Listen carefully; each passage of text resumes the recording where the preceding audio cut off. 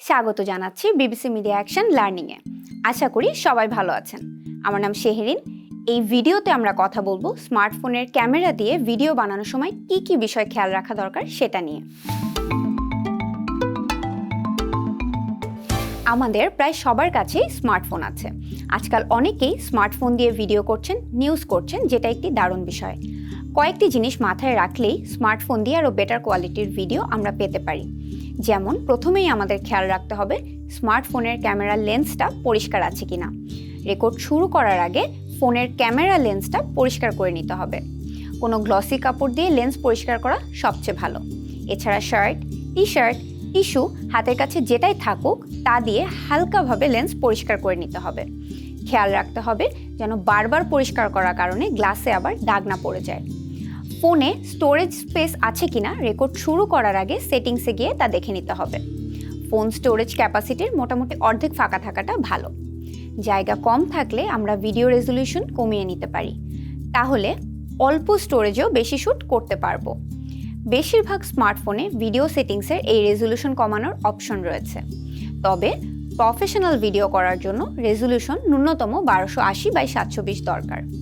শুটিংয়ের আগে স্ক্রিপ্ট এবং স্টোরি বোর্ড রেডি করে নিলে আমাদের ধারণা পরিষ্কার থাকবে যে কোন কোন শট এই স্টোরিতে লাগতে পারে। রেকর্ড শুরু করার আগে অবশ্যই ফোনের অ্যারোপ্লেন মোডটা অন করে নিতে হবে। অ্যারোপ্লেন মোড অন করা মানে আমাদের ফোনে আর কোনো কল আসবে না। শুটিং করার সময় যদি কোনো ফোন কল চলে আসে তাহলে রেকর্ড বাধাগ্রস্ত হবে এবং ওই একই ফুটেজ বা ইন্টারভিউ আমরা আর নাও পেতে পারি। তাই এটা খুবই গুরুত্বপূর্ণ। কন্টেন্ট যদি সোশ্যাল মিডিয়ার জন্য হয় তাহলে ভার্টিক্যালি শ্যুট করা যেতে পারে। ভার্টিক্যাল ফ্রেমিং আজকাল সোশ্যাল মিডিয়ায় ভীষণ জনপ্রিয়। হরিজন্টালিও করা যেতে পারে, ডিপেন্ড করে আমরা বা আমাদের প্রতিষ্ঠান কিভাবে চায় তার উপর। রেকর্ড করার সময় বেশিরভাগ স্মার্টফোন অটোমেটিক্যালি লাইট বা এক্সপোজার এবং ফোকাস ঠিক করে নেয়। যদি চাই আমরা স্ক্রিনে টাচ করে লাইট এবং ফোকাস নিজেদের পছন্দ মতো করে নিতে পারি। এক্সপোজার লকও করে দিতে পারি। এক্সপোজার ও ফোকাস লক করে শ্যুট করা ভালো অভ্যাস।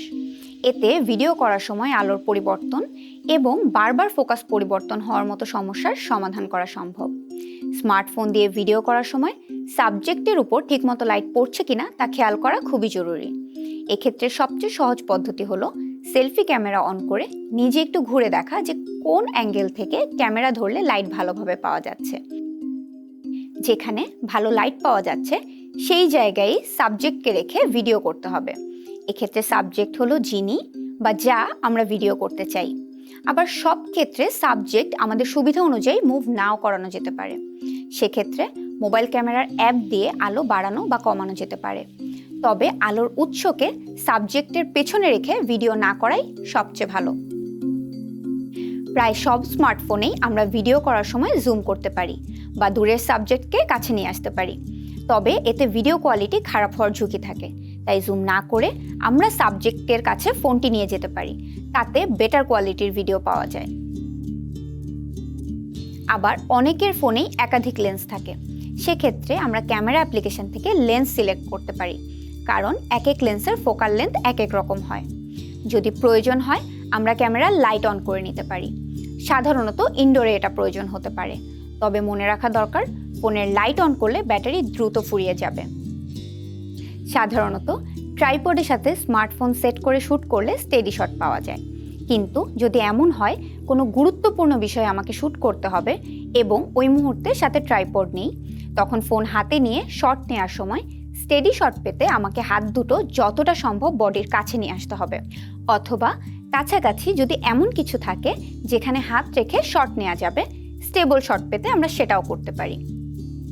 যদি আমাদের কখনো পিস টু ক্যামেরা বা ক্যামেরার দিকে তাকিয়ে রেকর্ড করার প্রয়োজন হয় তখন আমরা স্মার্টফোনের ফ্রন্ট ক্যামেরা ব্যবহার করব এবং কথা বলবো একদম লেন্সের দিকে তাকিয়ে, স্ক্রিনের দিকে নয়। এছাড়া আই লেভেল যেন ঠিক থাকে সেটাও খেয়াল রাখতে হবে। আবার আমরা অন্য কারো সাহায্য নিয়েও এটি করতে পারি। পিস টু ক্যামেরার ফ্রেম ঠিক করে আমরা কাউকে ফোনটি ধরার জন্য অনুরোধ করতে পারি। তবে দুই ক্ষেত্রেই খেয়াল রাখতে হবে যিনি পিস টু ক্যামেরা দিচ্ছেন তিনি যেন ফ্রেমের মাঝামাঝি থাকেন এবং ক্যামেরার লেন্সের দিকে তাকিয়ে কথা বলেন। এই কয়েকটি বিষয় খেয়াল রাখলে স্মার্টফোন দিয়ে আমরা প্রফেশনাল কোয়ালিটির ভিডিও করতে পারবো। আজ এ পর্যন্তই, দেখা হবে অন্য কোনো ভিডিওতে অন্য কোনো বিষয় নিয়ে। টাটা।